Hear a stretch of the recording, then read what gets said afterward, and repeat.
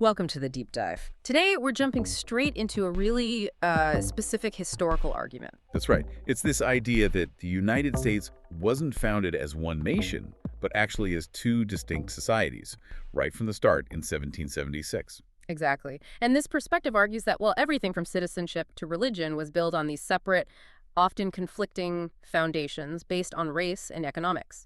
Yeah, and the sources we're drawing from here are pretty pointed. They're mostly transcripts from the Mike Green YouTube channel. Yeah. It offers this very critical framework, really questioning a lot of the standard takes on U.S. history, the Civil War, and even, interestingly, Christian identity. So our mission for you today is to unpack these claims.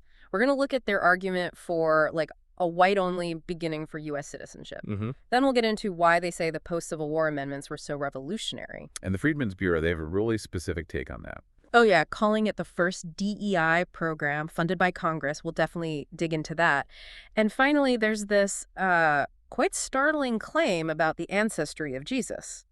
It's a lot to cover. It is. Okay, let's unpack this. So the core idea, the foundation of this whole perspective, is pretty direct. 1776, the U.S. starts as a white-only national citizenry, full stop. And they use that as the lens for pretty much all subsequent legal history. Pretty much. They argue that this initial setup, this division, it wasn't just implied, it was later formally confirmed across the whole nation by the Supreme Court in Plessy v. Ferguson in 1896. Right, Plessy. So the court essentially rubber-stamped this idea of two Americas. One, white, wealthy, powerful. And the other poor, black, and, well, powerless. Legally separate, but supposedly equal, which of course wasn't the reality. But okay, here's the interesting twist the source really pushes. If the U.S. was set up as this white-only nation, how do they explain black Americans playing such a crucial role, arguably saving the Union, during the Civil War? They weren't even citizens then. Well, the source frames it very strategically.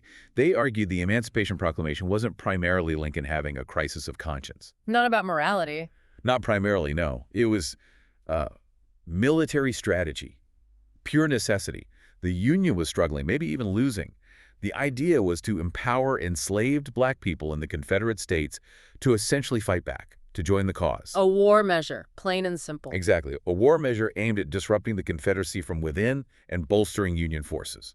It was seen as maybe the only way to win. And the numbers they bring up really highlight that impact, don't they? They do. They talk about 200,000 black men fighting on the front lines. Wow. And then another 300,000 men and women in crucial support roles, logistics, building fortifications, nursing. That's 500,000 people. A massive contribution. Huge. The source argues this contribution was absolutely essential for the Union victory. So you have this paradox. Black people saving a nation that, legally, didn't even fully recognize them as people, let alone citizens. And that victory, that necessity, then forces the country to confront its own definition, right? Which leads straight into Reconstruction. Correctly. Because if the nation was founded, legally speaking, just for white people, you couldn't just tweak the rules. You had to fundamentally change them. Which is where the source highlights these figures in Congress they call white radicals. And they were seen as radical simply because they held what seems basic now, that black people and white people had equal human value. Seems straightforward today, but radical then. Definitely. And these radicals pushed through this massive constitutional change, the 13th, 14th, and 15th Amendments. Not just ending slavery, but rewriting the rules of belonging. Totally rewriting them. And the 14th Amendment in 1868 is presented as the absolute key. It's what granted citizenship to people born on U.S. soil, regardless of race. So according to this source, that's the moment Black Americans are legally created. That's their argument. Yeah. And it's the moment the two societies idea becomes embedded right there in the Constitution, recognizing both groups, but the division remains. Okay, but before those big amendments got ratified, there was this other major effort, the Freedmen's Bureau in 1865. And this is where the source uses that very modern term. Yeah, they explicitly call it the first congressionally funded diversity, equity, and inclusion program, DEI. That's quite a claim. How do they define those terms in that context? Well, they break it down. Diversity. Because black people were the first non-white group specifically targeted for congressional support. Inclusion. Aiming to integrate them into society. But equity. That's the really crucial part of their definition here. Okay, so what's the equity piece, according to them? They define equity not just as like equal opportunity, but aiming for equitable outcomes of ownership of the American dream of prosperity. Outcomes, not just chances, so actual economic results. Exactly, providing an economic base. And the most famous example, of course, is the promise of 40 acres and a mule.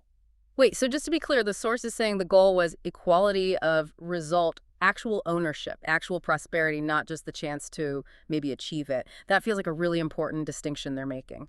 It is. It's central to their critique. And they immediately contrasted, pointing out that while the Bureau was offering 40 acres to formerly enslaved people, Right.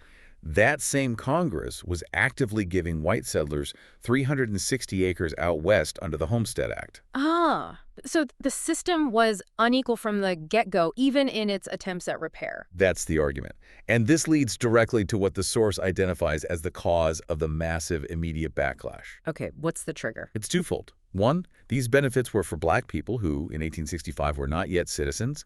And two, crucially, the funding came entirely from white men's taxes. Because black people weren't citizens and largely didn't own taxable property yet. Precisely. And this detail, the source argues, is what ignited the fury.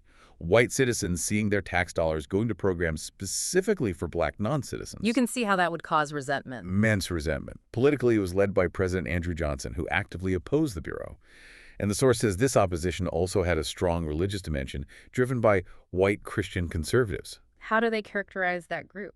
as being fundamentally angry about the loss of their country, feeling like the nation they knew, the white-only nation, was being taken away by these radical changes toward, well, diversity and equity. So the source connects this political and economic fight over government programs directly to a spiritual divide. That this feeling of losing the country helped create two different forms of Christianity. And that's exactly the link they make. They argue this split resulted in two distinct Christian churches in America: the white Christian church and the black Christian church, built on completely different theological and historical foundations. Okay, let's explore that. If white Christianity, according to the source, is rooted in this sense of ownership and, as we'll get to, conquest, how do they define the foundation of the black church? The source emphasizes that the black church was often the very first independent institution founded by formerly enslaved people right after freedom. Think about those leaving Galveston after Juneteenth. Their first act was often to gather and worship. And crucially, they were thanking the God of the Bible, the God of Abraham, Moses, Yeshua, or Jesus, for their liberation. Not thanking Lincoln or the Union Army. Emphatically not. They credited God, the God of Exodus, the God who frees the oppressed, not the white power structure or its war aims. Their faith was rooted in that scriptural promise of deliverance. Okay, so that's the foundation they describe for the black church. How does that contrast with their claims about the white church? The source makes a very strong, very controversial claim that the white Christian church's foundation is tied to the deeply problematic doctrine of discovery. The doctrine of discovery. Remind us what that is. It goes way back to 1493, Pope Alexander VI. Essentially, it was a papal bull that granted European Christian monarchs divine authority, basically, to claim lands in the Americas and Africa. Claim lands already occupied. Yes, and it gave them justification to conquer, convert, enslave, or even kill indigenous non-Christian peoples who resisted. It was a theological justification for colonialism and domination. And how does the source connect that 15th century doctrine to the United States? They point directly to Thomas Jefferson. As Secretary of State in 1792, they say Jefferson explicitly invoked the doctrine of discovery For what purpose? as the legal and frankly moral basis for westward expansion, for taking Native American lands, for pushing them out, for subjugating them. The source argues that this ideology of justified conquest and implicitly white supremacy became embedded in the foundation of what they call the white Christian church in America. Wow. That's a heavy claim, linking the church structure to that doctrine. It is. And it sets up their next point, which is perhaps the most visually and theologically charged argument they make. Which is? The claim that white America actively, even blasphemously, mocks Jesus through the way he's commonly depicted. You mean the typical image. Long hair, beard, often blue eyes. Exactly. That image, the long-haired, mustached, bearded, blue-eyed, white European man, the source calls promoting this image blasphemous. Why blasphemous? What's the argument? They argue it's a complete fabrication or appropriation that deliberately ignores or erases the scriptural and geographical evidence of Jesus' actual ancestry. Okay, so this isn't just about artistic representation. They're saying this common image contradicts the Bible itself. What's the evidence they use for claiming Jesus and the Israelites were African descended? It's based on genealogy and geography, as interpreted by the source. They trace the lineage. First, they point out that Abraham's descendants, the Israelites, migrated into Egypt, an African nation. Right. The Genesis story? And they lived there, multiplied there, and were enslaved there for generations.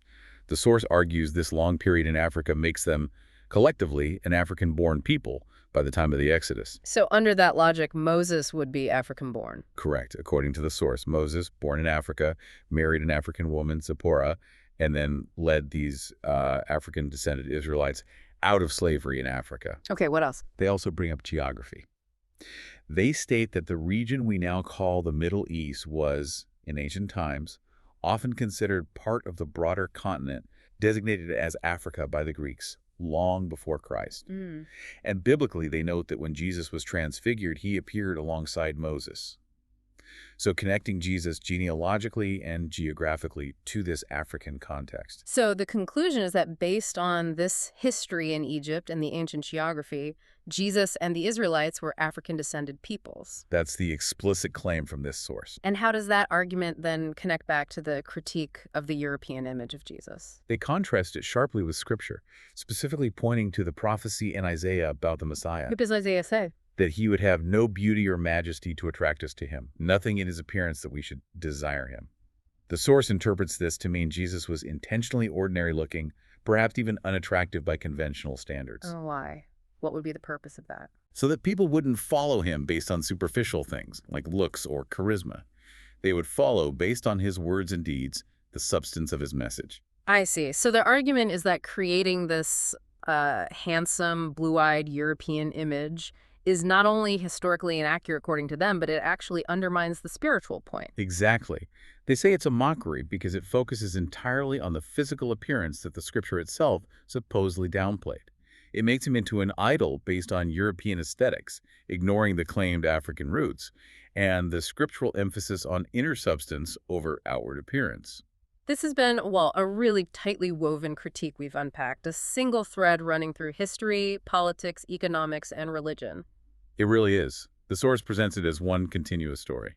We've looked at their argument for the U.S. beginning as two distinct societies based on race. The white-only foundation. The truly radical nature, they claim, of the 14th Amendment in creating black citizenship. Yeah, changing the fundamental rules. The framing of the Freedmen's Bureau as the very first government DEI program focused on equitable outcomes. And that immediate fierce backlash tied to taxes and a sense of losing the country. And finally, this assertion that the common European image of Jesus is a deliberate contradiction of his claimed African biblical ancestry and purpose.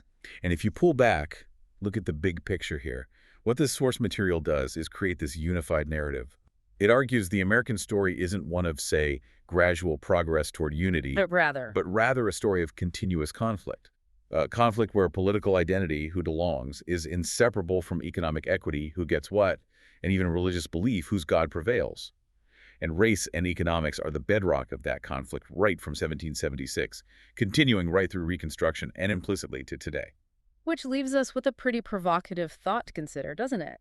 The source pinpoints the fight over the Freedmen's Bureau government money, taxpayer money, funding benefits for a specific marginalized group as the defining political battle sparked by Reconstruction in 1865.